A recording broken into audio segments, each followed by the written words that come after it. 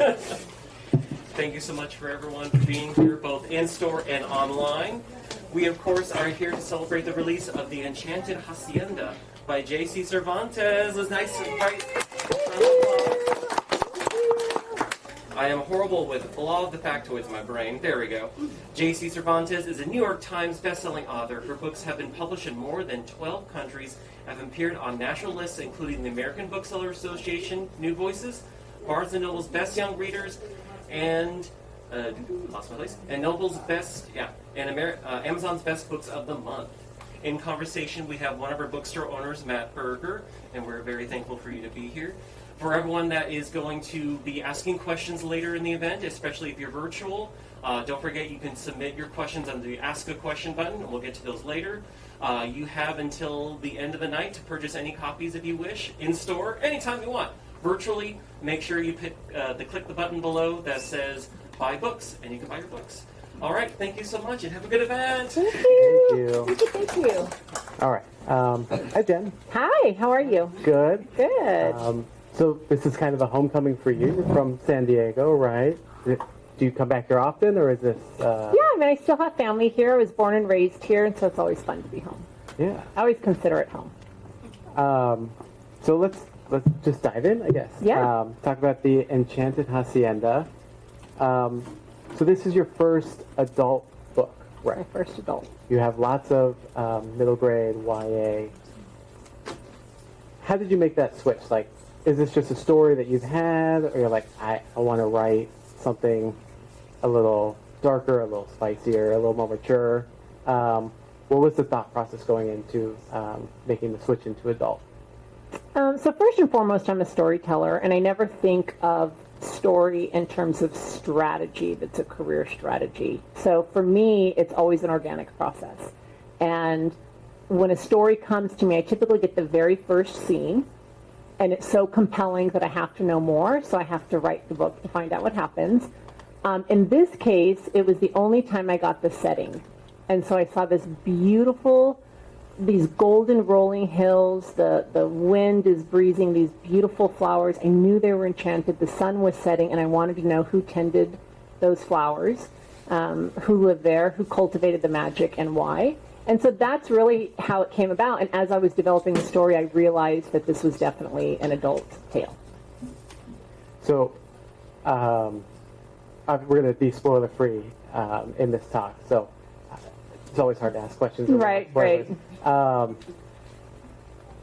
What I'm thinking of the first scene, just because you mentioned that, and that was a very. It starts out like at a very low point for Harlow, your main character. It felt personal, but I don't know if that was. I guess that's not spoiler. She starts out by losing her job in the publishing industry, loses her dream job, and just kind of her life unravels in that moment. Why start there? Like, why are you so masochistic towards your character? Because I feel very bad for her in that moment. Yeah, I know. I don't generally feel bad for my characters. I like to torture them. So I think the human experience is delicate. It's challenging, at times torturous. It's painful. It's beautiful. And I so often see, I've raised 3 daughters. I come from a matriarchal family. I see so many young women struggling with their identity, struggling with their place in the world, struggling with who they are. And I knew that I wanted to really create a scene that emphasized Harlow hitting rock bottom, right? That we see her being forced down a path that really is her natural born path, but external circumstances had to make sure that happened. And so I'm always interested in, what do characters do when everything falls apart? Like, what do you do when your whole life is, burning up? How do you react? And so I like to kind of turn up the temperature on my characters. You mentioned having a lot of women in your family, and Harlow gets sent back to her family. I think she's in New York, right? Yes. Which is where you go to not be with your family, and get into trouble. But she goes back to her family, a very matriarchal family, lots of sisters, mom, a tia. did that just come from your personal experience, or was that part of that initial vision of like, I want to write about a strong female-driven family? I think both. I think that I do come from a matriarchal family. I also wanted to write about the reclamation of power for women.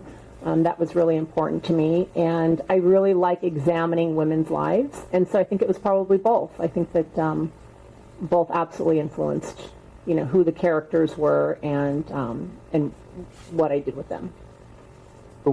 Speaking of influence, one of the was it the log line or the sales pitch of it, like the elevator pitch, that's what it is like grown up Encanto. Mm-hmm.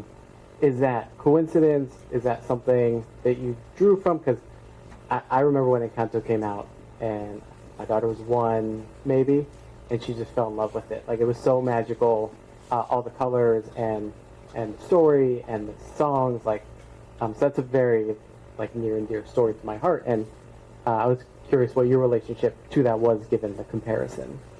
Yes, interestingly enough, when I wrote this book, which is a while ago, I hadn't seen Encanto. Oh, yeah? And I think that it's really interesting. I don't know if anyone here has read Big Magic by Elizabeth Gilbert. Have you read that? So she talks a lot about the creative life, and she talks about how there's energy that is swirling around creatives, and stories come to us because they want to be told. And so we either say yes to the story, and we write it or create it, or we say no, and if we say no, then it's going to go find someone else. And so that, to me, was such an interesting... because when I saw Encanto, I think the book was pretty much written. I actually think it was completely written. And I thought, wow, that's an interesting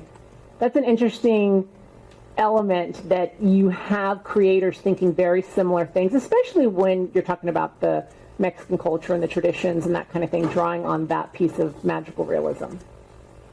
And is magical realism something that you've drawn from previously? Is that how you like to incorporate it? And for everyone who's not familiar, magical realism is what it sounds like, which is like you're in the real world and magic happens, and usually it's very matter of fact, right? It is not, you don't have these robust magic systems like you would in a Dungeons and Dragons campaign. Right.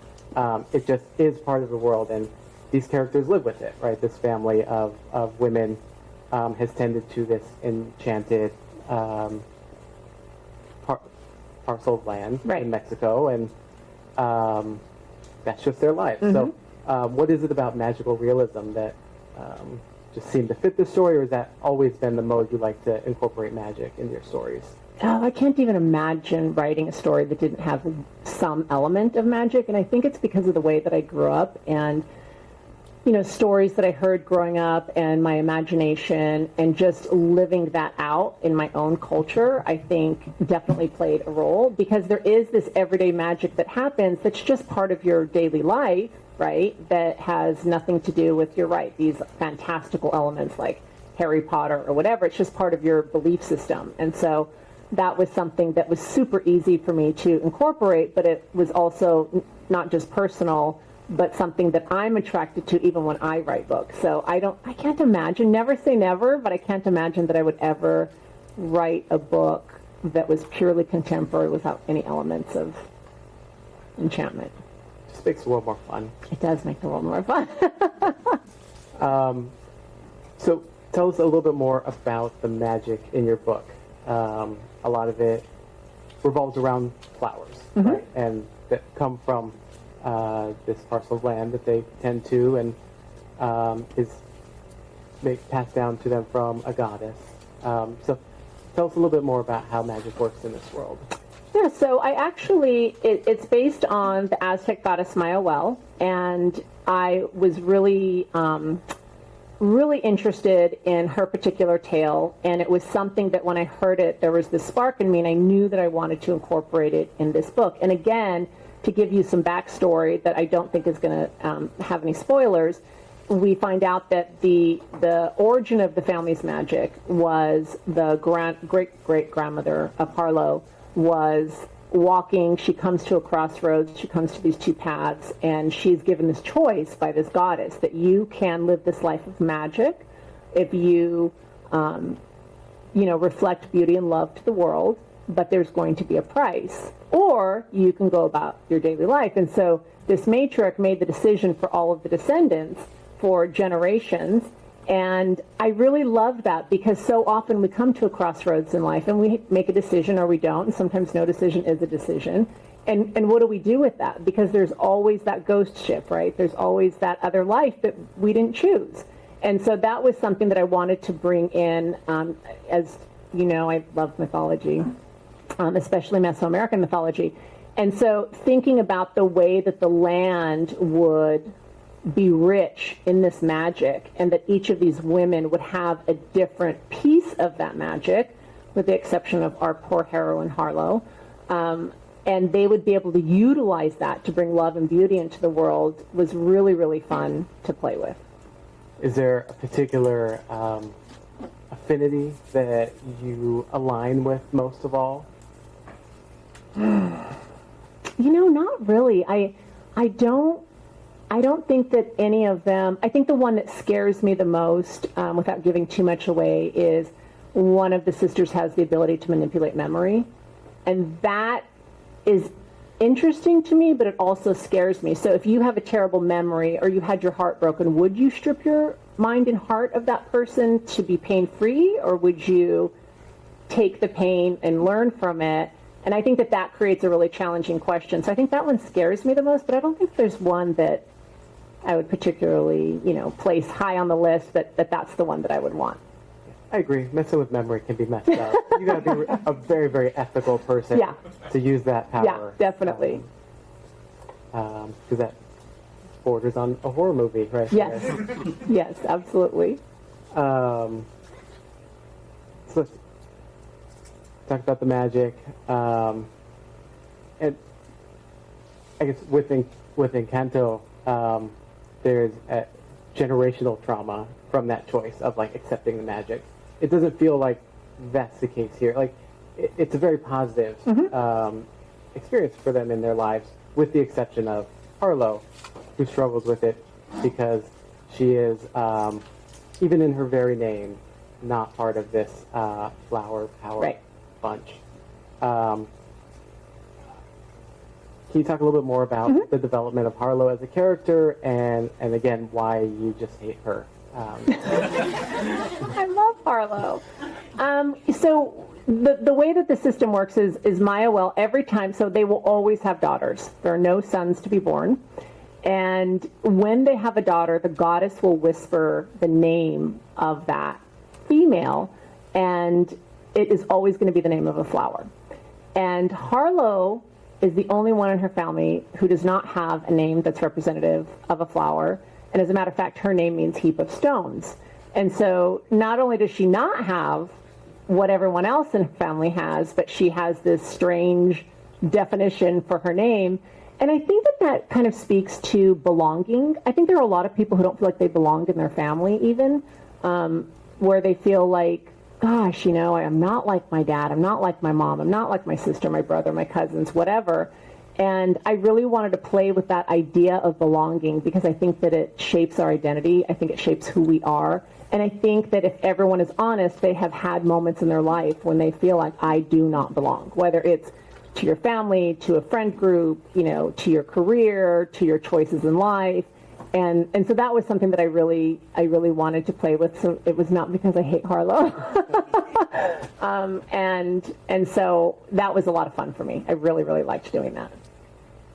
And that's why at the beginning she has to have the kind of external things taken from her, right? Like the things she uses to craft her identity as a literary agent, or as in a relationship with a person.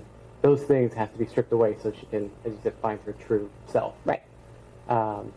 And I just want to interject something. I think that that's when we do learn the most about who we are, and I think that's when we grow the most. And I have 3 daughters, and I always tell them, you're going to learn more from failure. You're going to learn more from the suffering in this life than you're ever going to learn from all of your successes. And there's a quote in the book that I really love, and it is, when all has been destroyed, the goddess shall rise. And so what happens when everything in your life falls apart? What happens when everything's destroyed? And you think, God, I got nothing left. I mean, what am I supposed to do now? And I think that speaks a lot to your character. Do you rise, or do you stay in that position? And I'm not saying one is better or more right than the other, but I think it speaks a lot to who you are. And it was something I really wanted to examine with Harlow. And even with all of these positive female role models, like everyone in her family is incredibly strong, has their own thing going on, doctors, lawyers, successful. Even then, she still has to do it on her own. Yeah. Which I think is an important lesson to take away here, right? Yeah. And I think finding out who, so often we have dreams and we don't follow them. And that goes back to the choices that we mentioned, right? And so often we want to be whatever it is. Okay, I want to be this, great singer. But there's this little voice in your head that's filled with fear that is, well, am I good enough? What if I'm not good enough? What if I don't make it? Will people laugh at me? So you don't even try.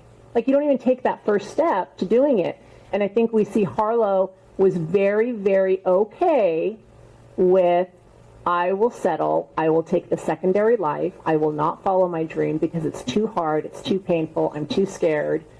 And then when everything is stripped away from her, she's like, well, I guess I might as well do the thing that I was meant to do. And it's tough when you have kind of a pretty dope, secondary option. Like, she had a good job, and she had seemingly a good boyfriend, although never trust anyone named Chad. Thank you. That is why I gave him that name. So he is such a jerk. And if you wait till you read the first chapter, you're going to hate him. And it's funny because one of my daughters reads for me, and I have a critique partner. So when I'm in early draft form writing, I will send it to them. And they were like, I hate Chad, because they only had up to that chapter. So they hadn't read what happens later. So they're thinking he's the love interest, and they're going, Jennifer, you are way off base with Chad. But yeah, and I had asked people, I'm like, what would be, sorry to all the Chads out there, that's mean of me, isn't it? But I thought, what would be a name? What would be a name that you'd be like, yeah. You can change your name, don't worry. Do you have more fun writing, like, terrible characters? Oh my it God, seems yes. like that would be a really fun. Yes. It's just feel, I'm going to make this person, like, an obviously, just bad. Like, and then you have, obviously, the good characters, like the sisters and cousins, and Right. I think you have some family here, so you don't have to whisper. Did you take any characteristics from them? And, like, did you embody, like, just for the online?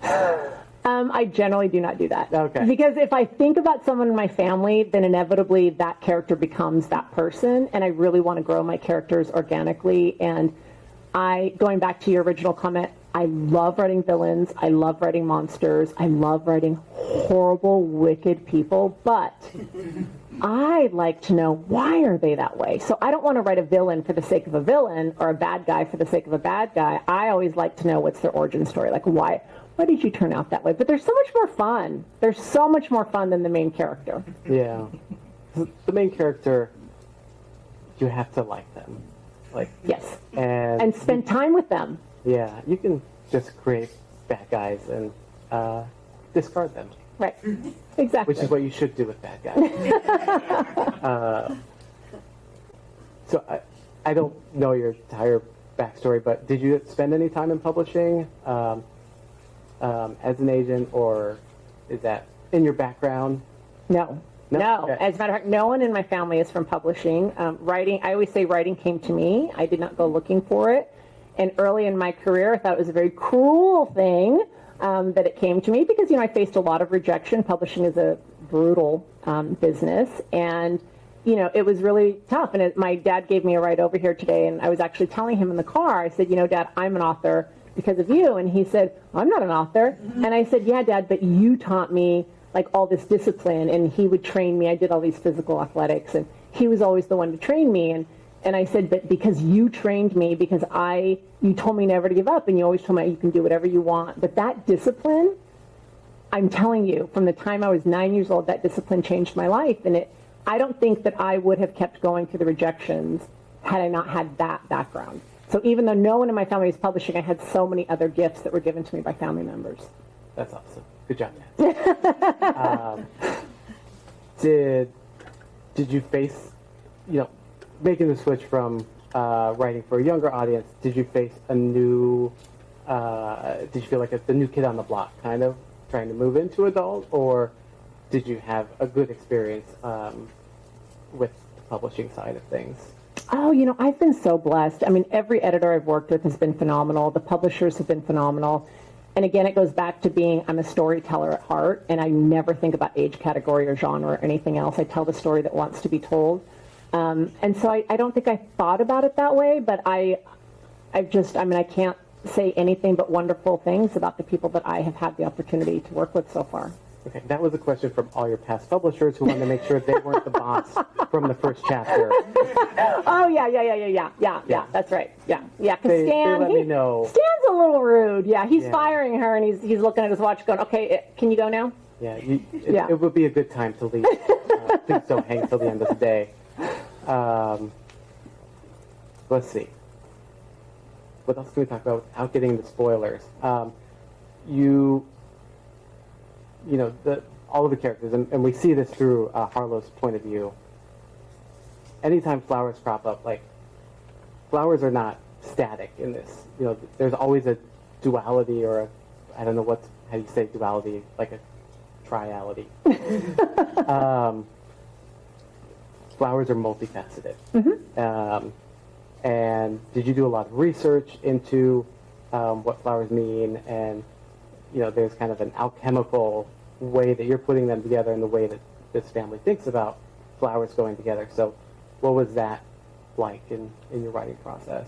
So I definitely read about the Latin roots of flowers, and I kind of took some artistic license. So, for example, there is no flower called canto. I think that I've always had a love for flowers. I grew up with flowers in my home. I've always had flowers. I've passed it on to my daughters, and they've just been something that have always been that addition of beauty to the house, even if it's just a single rose or daisy. And so I didn't have to do a ton of research. I really took a lot of artistic license and kind of infused it with, what I thought fit the narrative and fit the magical system and that kind of thing. Should we talk about Ben, though? Should we talk about Ben? I think we need to talk about Ben. I was trying to think about how to talk about Ben without being... So he's the love interest. He's the love interest who is a grandson of her grandmother's friends. I think that's a spoiler. This is why I'm so sorry. This is why I was trying to avoid him, because so much of the story. Okay, nobody heard that. So the good news is that was a mouthful. Oh my goodness. So nobody heard that. They're not going to remember it. But we can talk about Ben. We can talk about Ben. My daughter woke up at 3:30 this morning and did not go back to sleep. So we were talking about how kids age you.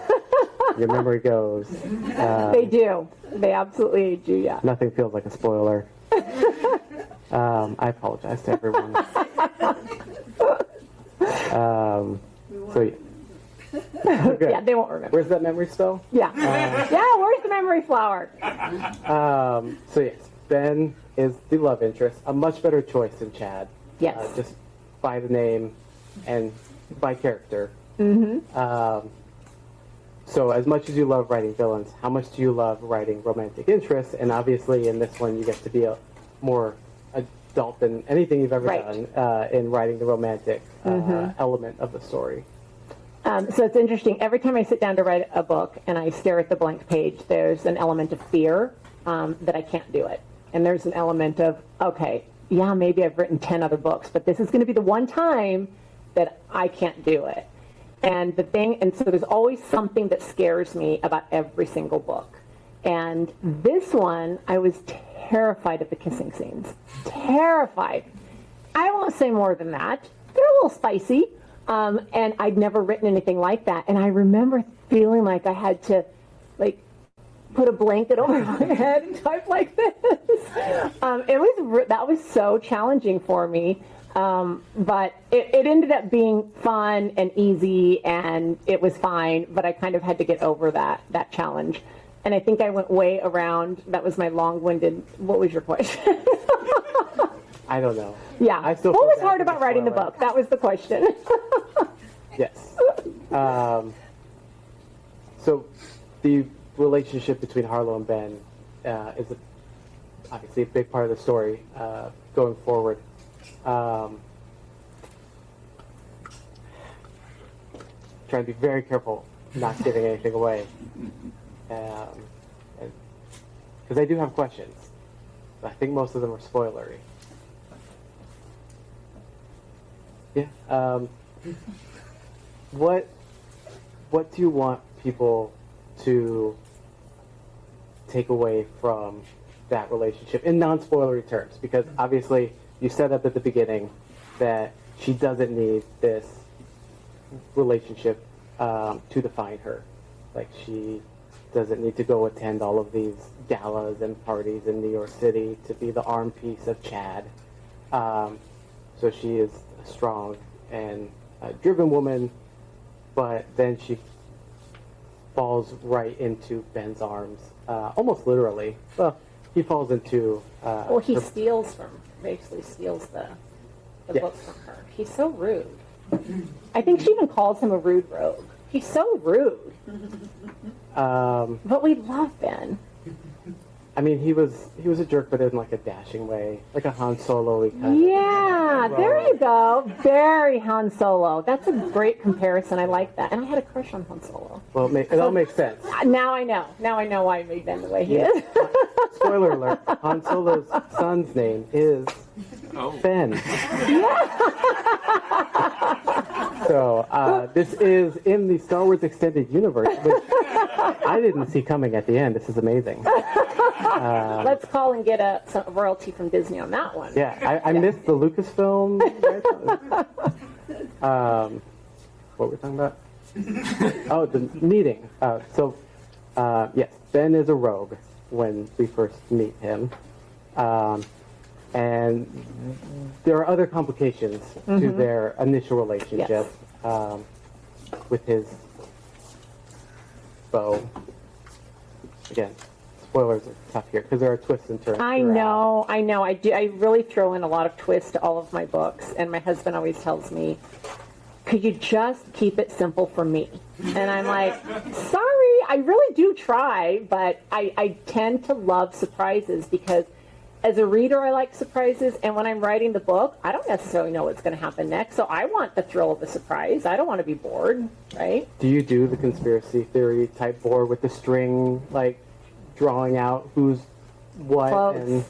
And Every book is different. So for the Stormrunner series, I would get these big poster boards, and I would put Post-its, and I would have different colored ink and arrows, and they were like all over the walls. I've gotten a little bit neater.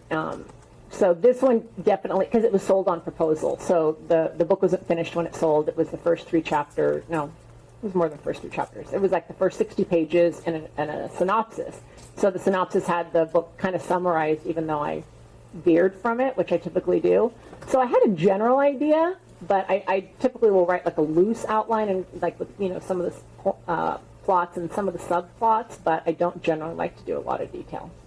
so you're surprised too as you write, is what you're saying. Yes. Which I think that's more fun. Yeah. I'm always impressed by the people who plan to the minutia and know. stick to it. I know. But it doesn't compute because as soon as I start writing, the best laid intentions or the best laid plans are what's the phrase? The trash heap upon which we build. I don't know. That's not right. I'm not good at that stuff. I tried to do the rise and the all ships the other day, and I completely biffed it. I can't remember that. Idioms are hard. Yes. But it's just more fun to discover, like you said, you want to learn about your character as you write and learn about the plot as you write, and you have to have that element of surprise. Yeah. Was there anything, without spoilers, that you were most surprised that you wrote in this? Or on the flip side, was there anything you took out that you were like, man, I wish that had made it in? I'm the way that I write, I really edit as I go. So I'm not a sloppy drafter. And so typically my editors have not pulled big scenes out, but there were some surprises, a couple I cannot speak to, but I will say that the way that Harlow comes full circle surprised me.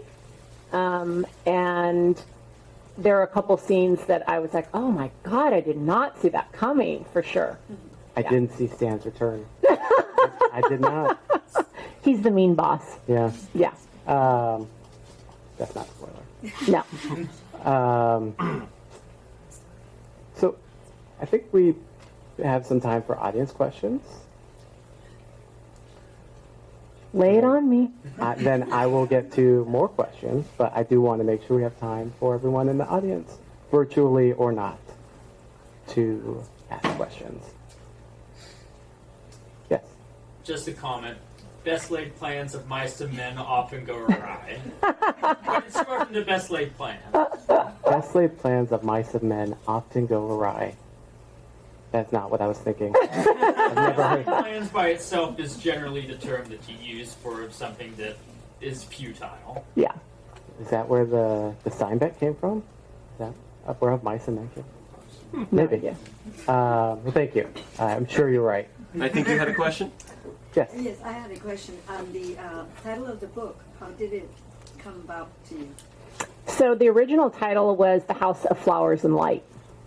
That was the original title, and met with the editor. We thought it was too long. You know, there's so many considerations you have to think about, and so we settled on the Enchanted Hacienda. But typically when I title a book, I think 9 times out of 10 it stays. There have been a couple times that the publisher will change it. Yeah. The like a blank of blank and blank feels like more YA Oh, okay. to me. Yeah, that's good to know. Yeah, that seems right. Yeah. So I understand why they maybe Yeah. suggested changing it. Yeah. Good point. Please look at our YA and you will find examples. Nothing wrong with that formulation. They're amazing books with that title Yeah. structure. No, But you're right. it does feel Yeah. more YA, which this is not. No, it's not YA. Yes, in the back, you had a question. Did your writing style or how you structured the book change from some of your earlier works because it's a different genre or guys for a different audience? God, that's such a good question. Let me repeat it. Try to repeat it.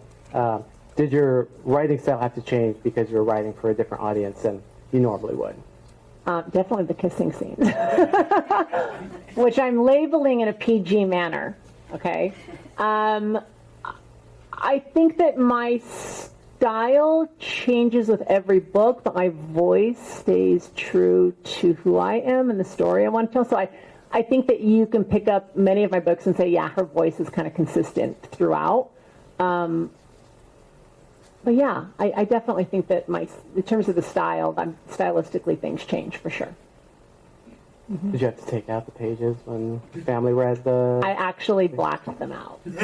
Seriously? My mom read the book, and once the manuscript was completely done, I sent it off to the editor. She's like, I want to read it. I want to read it. I'm like, Mom, please don't read it. Please, it's just so uncomfortable. I want to read it. So I had to go through and black out.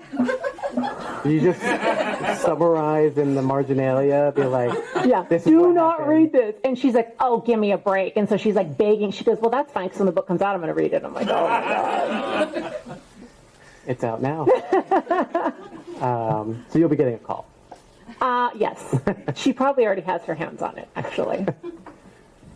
All right, one from our online audience. All right, from our virtual audience, the cover is beautiful. Were you involved in the design process at all? Oh my gosh, I love this question. Yes, as a matter of fact, Park Row did an absolutely phenomenal, beautiful, beautiful, beautiful job. We knew we wanted something that captured the enchantment and that had a mystical feel to it, but that invited you. And I've seen it without the title treatment. And so when you see it without the title treatment, I remember thinking when they sent it to me, I want to go through that arch and I want to go into that garden so badly, like what is in there. And so I was really fortunate because my publisher sent me mock-ups and would ask me my opinion and what do you think? And so I was lucky because, you know, as authors, we really don't have a say in the cover. it feels very lush and verdant. Yeah, I love it. I love it so much. And a change for sure from your other books. Yes. Which, often have, Monsters. yeah. Yes, no Some monsters kind of a here. weapon on the front. None of that here. No. More from online? Was there anything really interesting you uncovered in your research for the book? Yeah, I mean, I think, I thought I knew a lot about Mesoamerican mythology, and when I came across Maya Well's story, I was so compelled to write her. I mean, I almost felt like there was this channeling experience going on. And so that was really interesting and really surprising, and I was so happy that it ended up working out. I think that I'd have to go through, here's what's hard about questions. So by the time I get questions, I've had 3 other books come out. I wrote this book almost 2 years ago. I can't tell you how many times for my middle grade books, I'm at school visits and kids will ask questions and I can't remember my characters' names. And I'm thinking, I'm sorry, but I've written 3 books since then, and they get so upset with me. So I'd probably have to go back and I don't reread my books once they're done. But that's the one that really sticks out for me. Any more in audience questions? Do you determine the genre of your book before you start writing, or do you write and then your publisher says it's going to be this category? No, Let me just to rephrase for online. The question was, do you start out with the genre, or does your publisher help determine it once you have finished writing it or send in your proposal? Which is a great question. Yeah. So I don't really think about it when I'm getting the notes down, and sometimes I'll journal in first person in one of the characters' names, but until I get kind of like the heart and soul of the story. But now I know exactly what it's going to be. Yeah, always. For sure. Do you ever feel like, I guess, you never feel constrained by the tropes of No.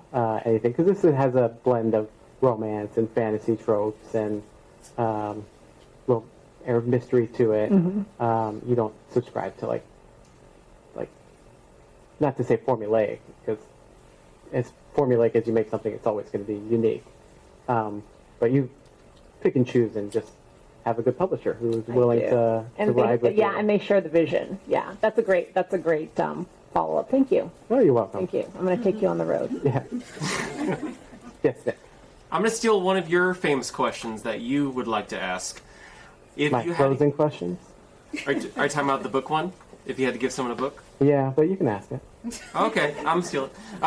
If you had to give someone a book that was not yours, that best represented you, or best, like, if they wanted to get to know you more, what book would you give them? But not one of your books. Not one of your books. Yeah. All the light we cannot see. Who's that by? Give us a pitch, because That book is it Anthony Doerr? Look it up for me. Is it? Oh, see. Looking yes. it up right now. Okay, yeah, I think it's Anthony Doerr. That book is told from multiple points of view, and it is set around a beautiful, sympathetic, challenging cast of characters that in some ways is a little bit genre bending, and it is centered around World War II. I'm not a crier. I just don't cry easily. I don't know why. I will never forget being in an airport, and I'm on my Kindle, and I'm reading the book, and I burst out crying. And I was so embarrassed because I'm at this restaurant, and people are like, are you okay? Are you okay? But that one, just because I think that it's so emotional, so touching, so rich, so deep. I don't know that it necessarily represents something about me, but it definitely says something about my heart, where my heart is. See, if you had the hardback or the paperback version of it, people would look at you as you're crying and say, wow, that must be a good book. Whereas you're just holding That's right. screen. That's right. That's the exactly. danger of Kindles. Yes, exactly. public places. Yeah. And he typically likes to write genre bending, like Yeah. character driven. Like he also wrote Cloud Cuckoo Land, and I love Oh, I haven't read that one. Simply Must. Yeah. Oh, let me add one more. Anxious People. What is it? Anxious People, or is it? What? It's by Frederick Bachman. Frederick Bachman. I told you I was bad with names. Yeah. Before this started. Oh my God, that one killed me. Why is that? Because it is so. he leads the reader with this premise of something you think you know, and then he like flips it on its head, and it's just this really wonderful blend again of, I just love the cast of characters. And on one side of the coin, it has all this humor, and on the other side, it has all this tragedy of what it is to be human, and it's brilliant. I think he's one of the most brilliant writers. As an anxious person, is it safe for me to read? Is it Anxious People? Do I have that title right? Yeah. You got it. Yep. I'm totally anxious. Of course I'm anxious. I'm an author. That's true. Nick is putting those in the chat, I'm sure. If anyone wants to follow up and buy those from here. Yes. Go ahead, Nick. We have another virtual question. Yep. What other authors have influenced you most as a writer? So I grew up in an age, I was a voracious reader as a kid. I was reading at the age of 4, or so my grandmother has told me. And although she actually said, you were reading the Bible from my lap when I was 4. I see my dad shaking his head. I'm like, well, I don't know, Grandma. I think that's probably not right. But she also thought that all of her grandkids hung the moon no matter what we did. I think that, so I grew up in a time where not as many titles were released annually, but, you know, Judy Blume, hello. I mean, that was a big, big, big one for me. Yeah, one of my friends that we've been friends since 3rd grade is here.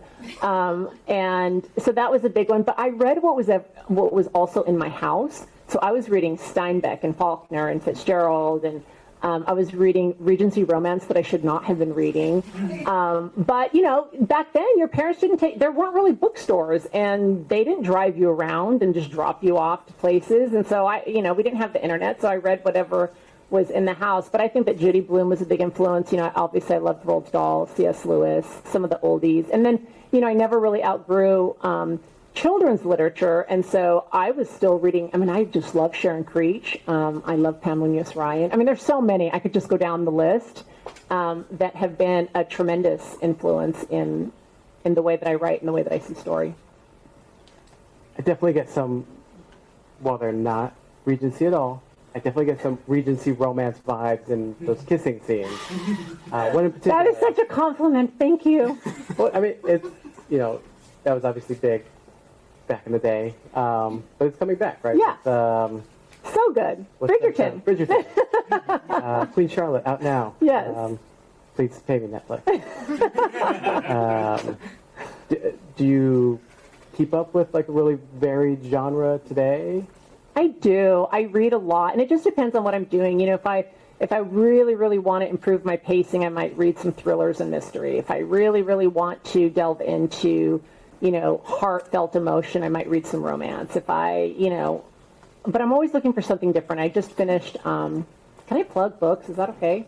At the bookstore, it is. Yes, okay. So after you buy The Enchanted Hacienda, the Lessons in Chemistry, have you read that one? Has anyone here read that one? Is it a romance book? It is the most no, it kind of is. It's a love story, but not really. But it's like, I think I like genre-bending books. I think that's my issue. Beautiful, beautiful, beautiful book. And I think they're making a series out of it that's going to come out on Netflix in the fall. But that was just really loved that book. You have the wrong half of the ownership. You know, duo here. My wife reads much more broadly, and Okay. I'm sure knows, Yeah. and is watching at home with the girls, Yeah. and knows what that book is. Yeah. Now I read everything. The only thing I will not read, I won't read horror. I will not read horror because I read a book, and I'm not going to say the title. It was brilliant and fabulous, and when we're off camera, I will tell you the name of the book. It's a fabulous title.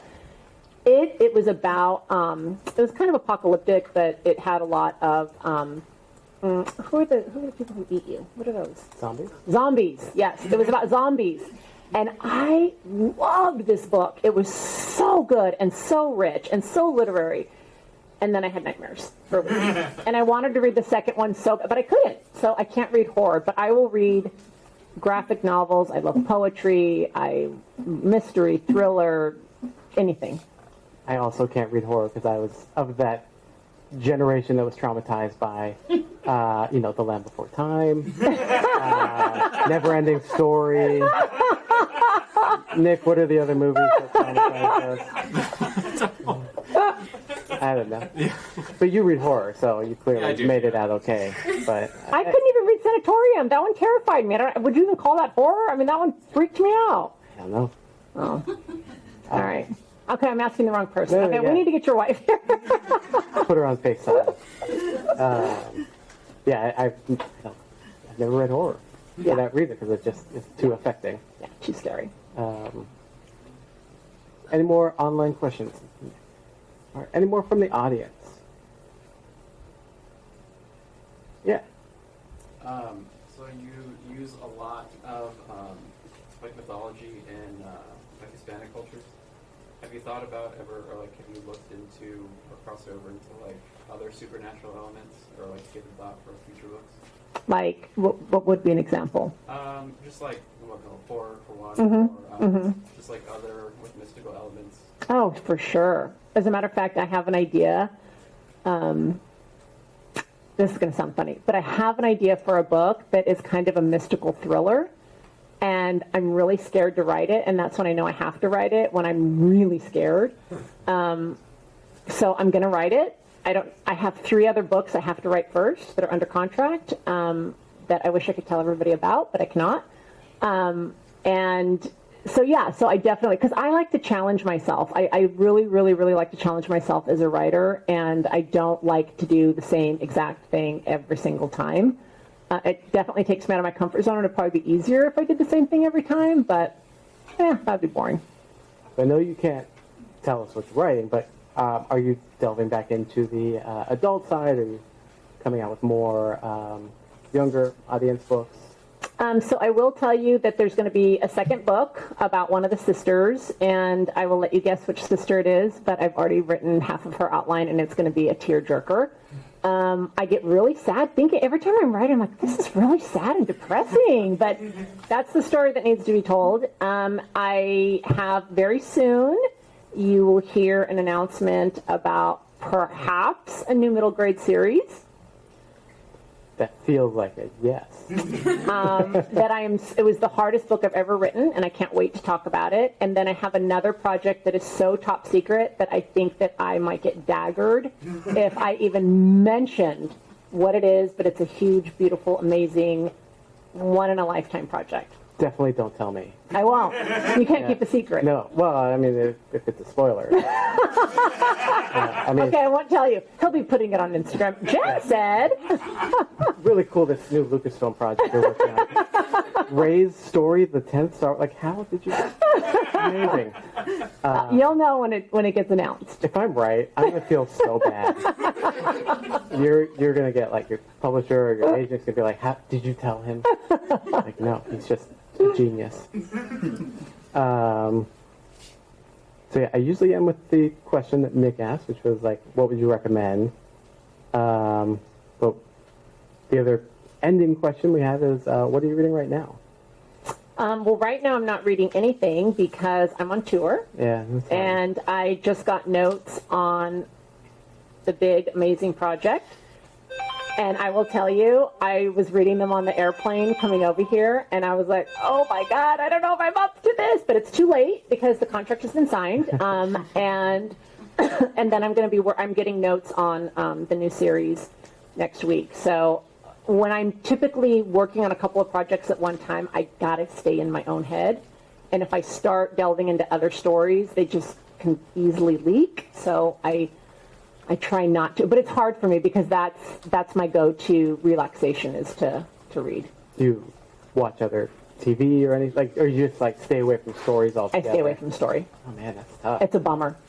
Why would you do that to I should get a yourself? bonus for it. Yeah. Yeah. Tell my publisher. Non-TV watching, non-book reading bonus. You just need to give yourself time when you're not writing, at Yeah. the very least. So. Yes.